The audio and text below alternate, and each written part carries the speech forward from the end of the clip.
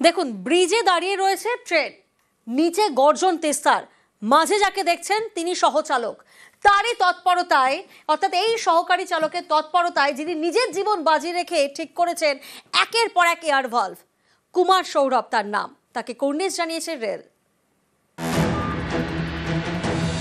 ট্রেনের নিচে লুকিয়ে থাকা নয়, ষড়যন্ত্র কিংবা আত্মহত্যার চেষ্টাও নয়, এটা জীবনের ঝুঁকি নিয়ে ট্রেনকে এগিয়ে নিয়ে যাওয়ার আপ্রাণ চেষ্টা। এরকম সাহসিকতার জন্য ট্রেনের সহকারী চালক কুমার সৌরভকে কুর্নিশ জানিয়েছে রেল। ট্রেনের সহকারী চালক এভাবে নিজের জীবন বাজি রেখে উদ্যোগী না হলে ঘন্টার পর ঘন্টা দাঁড়িয়েই থাকতো ট্রেন, তাও আবার ফুঁসতে থাকা তিস্তার উপরে বিপজ্জনকভাবে। রবিবার এনজেপির দিকে যাচ্ছিল বিজি প্যাসেঞ্জার, জলপাইগুড়ি রোড স্টেশনের কয়েক কিলোমিটার দূরে আচমকা দাঁড়িয়ে যায়। কারণ ট্রেনের একাধিক বগিতে চেন টানেন যাত্রীরা। চেন টানার জেরে ট্রেনের একাধিক এয়ার ভালভ খুলে যায়, ফলে এমার্জেন্সি ব্রেকে থমকে যায় চাকা। ট্রেনকে এগিয়ে নিয়ে যেতে হলে এয়ার ভালভকে ঠিক করতে হতো, সেটাই ঝুঁকি নিয়ে করেছেন ট্রেনের সহচালক কুমার সৌরভ। ব্রিজের উপরে ট্রেনের তলায় হামাগুড়ি দিয়ে তিস্তা ব্রিজের উপরে দাঁড়িয়ে পড়েছিল বিজি প্যাসেঞ্জার, নিচে তিস্তার গর্জন। ট্রেনের নিচে প্রায় 100 মিটার হামাগুড়ি দেন সহকারী চালক কুমার সৌরভ। প্রাণের ঝুঁকি নিয়ে হামাগুড়ি দিয়ে এয়ার ভালভগুলিকে ঠিক করেন।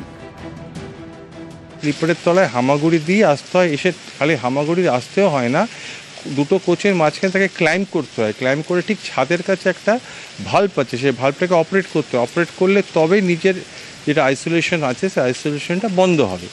তো এটা সত্যি কথা বলতে ইনহিউম্যান টাস্ক একটা, এটা বলতে কোনো দ্বিধা নেই, এবং লাইফ রিস্ক তো প্রচুর। শ্রাবণ মাসে ময়নাগুড়ি জলপেশ মন্দিরে দ্রুত পৌঁছানোর জন্য একাধিক যাত্রী চেন টানেন। জলপাইগুড়ি রোড স্টেশন থেকে জলপেশ মন্দিরের দূরত্ব প্রায় 15 কিলোমিটার। তিস্তা ব্রিজ থেকে মন্দিরের দূরত্ব 10 কিলোমিটার। তিস্তা ব্রিজের কাছে নামলে তাড়াতাড়ি মন্দিরে পৌঁছানো যায়। শ্রাবণ মাসে তিস্তার জল মন্দিরে নিয়ে যাওয়ারও রীতি রয়েছে। একসময় তিস্তা ব্রিজের সামনে পুণ্যার্থীদের জন্য কয়েক মিনিট ট্রেন থামতো। সম্প্রতি সেই অলিখিত নিয়ম বন্ধ করে দিয়েছে রেল। তাই তিস্তা ব্রিজের কাছে আসতেই একাধিক যাত্রী চেন টানেন বলে অভিযোগ। না, ট্রেন দাঁড় করিয়ে দেওয়াটা তো ঠিক না, মানে এটা ঠিক বলে মনে হয় না, কারণ ওটাতেও যাত্রী থাকে সব রকমভাবে, এমার্জেন্সিও যাত্রীও থাকে। পুণ্যার্থীদের জন্য আলাদাভাবে একটা ব্যবস্থা নেওয়া উচিত। এই ঘটনাটা তো ভালো না। এই ঘটনা পুণ্যার্থীর জন্য তো ট্রেন দেওয়া হয় না, ওইভাবে যে ট্রেনের চেন টানবে, দুর্ঘটনা তো ঘটতে পারে। বিশেষজ্ঞদের মতে জলপাইগুড়িতে জীবনের ঝুঁকি নিয়ে কাজ করেছেন সহকারী চালক, কারণ নিচে খরস্রোতা তিস্তা, এক চুল এদিক ওদিক হলেই সোজা নদীতে, ফলে যে কোনো সময় দুর্ঘটনা ঘটতেই পারত। তারপরেও সহকারী চালক যে সাহসিকতা দেখিয়েছেন তাকে স্যালুট জানিয়েছে রেল। সিদ্ধান্ত নিয়েছে কুমার সৌরভকে পুরস্কার দেওয়ার। ট্রেনটা যখন তিস্তা ব্রিজে ছিল তখন এসিপি হয়েছিল অ্যালার্ম চেন পুলিং, আর ব্রিজের উপরেই ট্রেনটা দাঁড়ায় যায়। আর তারপরে যেটা এএলপি ছিল আপনার assistant loco pilot Kumar Sourav, ওরা ইঞ্জিন থেকে নেমে তারপরে ট্রেনের যেটা কোচ আছে কোচের নিচে গিয়ে আপনার এটা রেকটিফাই করলো আপনার অ্যালার্ম চেন পুলিং। আর ব্রিজের উপরে ছিল সেই জন্য এটা অনেকই ডিফিকাল্ট কাজ ছিল। অ্যাকশন যেটা ওরা টাইমলি অ্যাকশন নিচ্ছে তার জন্য ওকে অ্যাওয়ার্ড করা হচ্ছে। আর আলিপুরদুয়ারের যেটা ডিভিশনাল রেলওয়ে ম্যানেজার, ওরা ওকে অ্যাওয়ার্ড দিচ্ছে। রাজকুমার কর্মকার ও শান্তনু কর, নিউজ 18 বাংলা। উত্তরবঙ্গের চা বলয়ে কি মানব পাচার চক্র? এই প্রশ্নটা উঠছে কারণ গত এক সপ্তাহে শিলিগুড়ি থেকে 90 জন তরুণীকে উদ্ধার করেছে পুলিশ।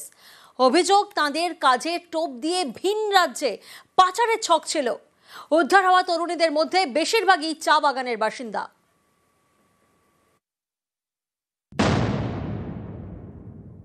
কাজের খোঁজে বাড়তি উপার্জনের জন্য বহু এজেন্সি আছে, পয়সা প্রলোভন দিয়ে ওই মেয়েদেরকে এখান থেকে অন্য রাজ্যে ভিন রাজ্যে নিয়ে যাচ্ছে।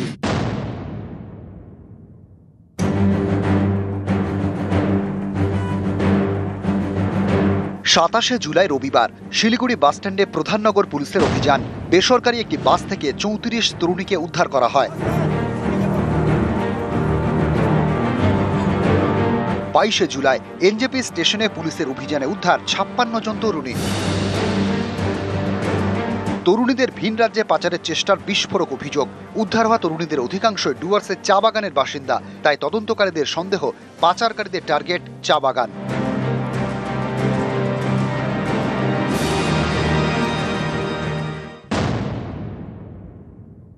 सैलरी 14,000 बोला था, खाना पीना का काट के 10,000। कौन सा कंपनी में नौकरी दिलाएगा? तमिलनाडु का कंपनी है। तुम लोगों को तमिलनाडु ही लेके जा रहा था? हाँ। ধূপগুড়ি মহকুমায় অন্তত 27টি চা বাগান রয়েছে। অভিযোগ, অনেক বাগানে নিয়মিত বেতন হয় না, ফলে সংসার চালানো কঠিন। এসব গরিব পরিবারের মেয়েদেরই কাজের টোপ দেওয়া হয়, দেখানো হয় টাকার লোভ। কাজের খোঁজে বাড়তি উপার্জনের জন্য বহু এজেন্সি আছে, পয়সা প্রলোভন দিয়ে ও মেয়েদেরকে এখান থেকে অন্য রাজ্যে ভিন রাজ্যে নিয়ে যাচ্ছে। যেখানে ইনকামের সোর্স অনেক কম, সেই জায়গাগুলোতেই দেখা যায় যে পাচারকারীরা অনেক বেশি সংখ্যা। ন্যাশনাল ইউথ পলিসি কিন্তু কোনো দিশা দেখাতে পারছে না। দিশা দেখাতে না পারার জন্য কি করছে, এটা কিন্তু প্রলোভনে চলে আসছে। মাঝখানে যাওয়ার পথে যে ওরা কোথায় চলে যায় অনেকেই ভাবা যায় না, কারণ অনেক লোক আছে যারা এখনও কিন্তু চা বাগানে নিখোঁজ। এরকম বাগান ধরুন ডুয়ার্সের অলমোস্ট প্রায় সব বাগানেই পাচারের শিকার কম বেশি আছে। বিশেষ করে ইউথরা 15 থেকে 29-এর ইউথরা এই প্রলোভনের শিকার হচ্ছে। একটা সময় দেখেছিলাম আরবিয়ান স্টেটগুলোতে বেশি চলে যাচ্ছিল। দুদফায় শিলিগুড়িতে তরুণীদের উদ্ধারের ঘটনায় চাঞ্চল্য ছড়িয়েছে। পাচারের অভিযোগে রবিবার এক মহিলা সহ 3 জনকে গ্রেপ্তার করে পুলিশ।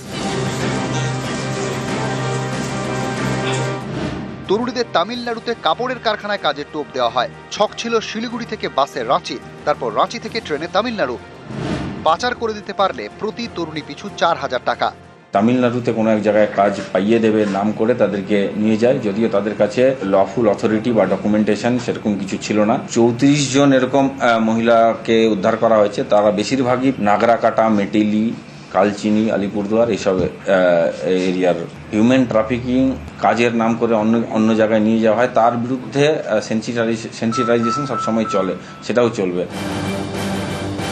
রকি চৌধুরী ও পার্থপ্রতিম সরকার, নিউজ 18 বাংলা। অপারেশন সিঁদুরের পর এবার অপারেশন মহাদেব, বড়সড় সাফল্য। পেহেলগাঁও হামলার মাস্টার মাইন্ড খতম। অপারেশন মহাদেবে খতম সুলেমান মুসা। শ্রীনগরে জঙ্গি ডেরায় হানা করে সেনা এবং দাচি গ্রামে গুলির লড়াই চলে। সেই গুলির লড়াইয়ে নিহত হয় 3 জঙ্গি। স্পেশাল ফোর্সের গুলিতে নিহত আবু হামজা, ইয়াসের, 3 জনই পেহেলগাঁও হামলায় যুক্ত বলে দাবি। সুলেমান মুসা, নিহত জঙ্গি, একের পর এক তাদের ছবি দিয়ে আপনাদেরকে দেখানো হচ্ছে। পেহেলগাঁও হামলায় যুক্ত যে জঙ্গিরা, ইয়াসের, নিহত জঙ্গি। 22 এপ্রিল আমরা জানি কিভাবে ধর্ম বেছে বেছে নিরীহ পর্যটকদেরকে নৃশংস হত্যা করা হয়। সেই ঘটনারই প্রত্যাঘাত ছিল অপারেশন সিঁদুর। আর অপারেশন সিঁদুরের পর এবার অপারেশন মহাদেব। পেহেলগাঁও হামলার মাস্টার মাইন্ডকে নিহত। अभी ऑपरेशन इज स्टिल कंटिन्यू, ठीक है ना। It was an operation which is quite prolonged for a long time, ठीक है ना। That is still continuing, but in which Jammu Kashmir police, paramilitary and army they have an exchange of fire in the higher reaches. So as per the interior reports, 3 bodies are being observed and seems to be neutralized. So this is all, but still it is operation, so I would not like to divulge much at this moment. We will share details with you at an opportune time. পাকিস্তানের অনুরোধে সামরিক বিরতি, আবার হামলা হলে আবার জবাব। সংসদে অপারেশন সিঁদুর নিয়ে আলোচনায় ফের কড়া বার্তা প্রতিরক্ষা মন্ত্রী রাজনাথ সিং এর। भारत आतंकवाद के विरुद्ध 0 टॉलरेंस रखता है। भारत ने कार्रवाई इसलिए रोकी क्योंकि कॉन्फ्लिक्ट के पहले और उसके दौरान जो भी पॉलिटिकल और मिलिट्री ऑब्जेक्टिव्स तय किए गए थे उसे हम पूरी तरह से हासिल कर चुके थे। यह मानना कि यह ऑपरेशन किसी दबाव में रोका गया था, यह बेबुनियाद है और सरासर गलत है। 10 मई की सुबह जब भारतीय वायुसेना ने पाकिस्तान की मल्टीपल एयरफील्ड पर करारा प्रहार किया तो पाकिस्तान ने हार मान ली। हमारे डीजीएमओ से बात की, महाराज अब रोक दीजिए, बहुत हो गया। यह पेशकश इस कैबिनेट के साथ स्वीकार की गई हम लोगों के द्वारा कि यह ऑपरेशन केवल पाज किया गया है, स्थगित किया गया है। यह ऑपरेशन समाप्त नहीं हुआ है अध्यक्ष महोदय। अगर पाकिस्तान की ओर से भविष्य में कोई भी मिस एडवेंचर हुआ तो यह ऑपरेशन, अध्यक्ष महोदय, मैं सदन को आश्वस्त करना चाहता हूं, दोबारा प्रारंभ हो। मैं सदन में यह बात फिर से दोहराना चाहूंगा कि पाकिस्तान के डीजीएमओ ने भारत के डीजीएमओ से संपर्क किया और सैन्य कार्रवाइयों को रोकने की अपील की। 12 मई को दोनों देशों के डीजीएमओ के बीच औपचारिक संवाद हुआ और दोनों पक्षों ने सैन्य कार्रवाइयों पर विराम लगाने का निर्णय लिया। বিরোধীদের দাবি মেনে সংসদে অপারেশন সিঁদুর নিয়ে আলোচনা। সেনার পরাক্রমের কৃতিত্ব নিয়ে নরেন্দ্র মোদীকে তোপ। দেশের নিরাপত্তা ইস্যুতে কেন্দ্র ও প্রধানমন্ত্রীকে দুষলেন বিরোধীরা। চারজন টেররিস্ট এসে 26 জনকে গুলি করে মেরে দিয়ে চলে গেল। মাননীয় অমিত শাহ কি করছিলেন? আজকে তাদের গাফিলতির জন্য আজকে 26 জনের প্রাণ হারিয়েছে এবং 4 জন টেররিস্ট হাঁটতে হাঁটতে হাঁটতে হাঁটতে হাঁটতে হাঁটতে পাকিস্তান চলে গেল, আর আমাদের বিএসএফ সিএসএফ জওয়ানরা বসে বসে দেখলো। এত অপদার্থ হোম মিনিস্ট্রি কখনো বোধহয় কখনো কেউ দেখেনি। এই দায়িত্ব নিতে হবে প্রধানমন্ত্রীকে, এই দায়িত্ব নিতে হবে হোম মিনিস্টারকে। 140 কোটি মানুষের কাছে হাত জোর করে ক্ষমা চান যে আপনাদের গাফিলতিতে, আপনাদের নেগলিজেন্সির জন্য 26 জন লোক মারা গেছে। আমাদের ইন্টেলিজেন্স ডিপার্টমেন্ট কি করছিল? What Ajit Doval was doing? এখনো পর্যন্ত কেন এই লোকটাকে রাখা হয়েছে?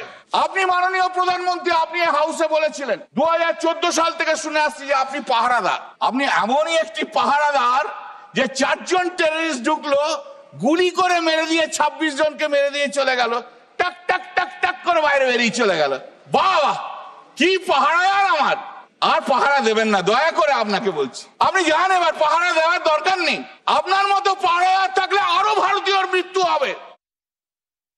ऑपरेशन सिंदूर पे डिस्कशन तो ठीक है, उससे पहले पहलगाम पे तो डिस्कशन करना जरूरी है। एलजी साहब ने ये कहा कि जरूर इसमें लापरवाही हुई है, इसमें इंटेलिजेंस और सिक्योरिटी की फेलियर का जो है हाथ रहा है, तो उस बात पे भी पार्लियामेंट में बात होनी चाहिए कि आखिरकार अगर इंटेलिजेंस का फेलियर रहा, अगर सिक्योरिटी का फेलियर रहा, तो उसके लिए किसको जिम्मेदार ठहराया गया। ऑपरेशन सिंदूर पे उसके बाद बात होगी।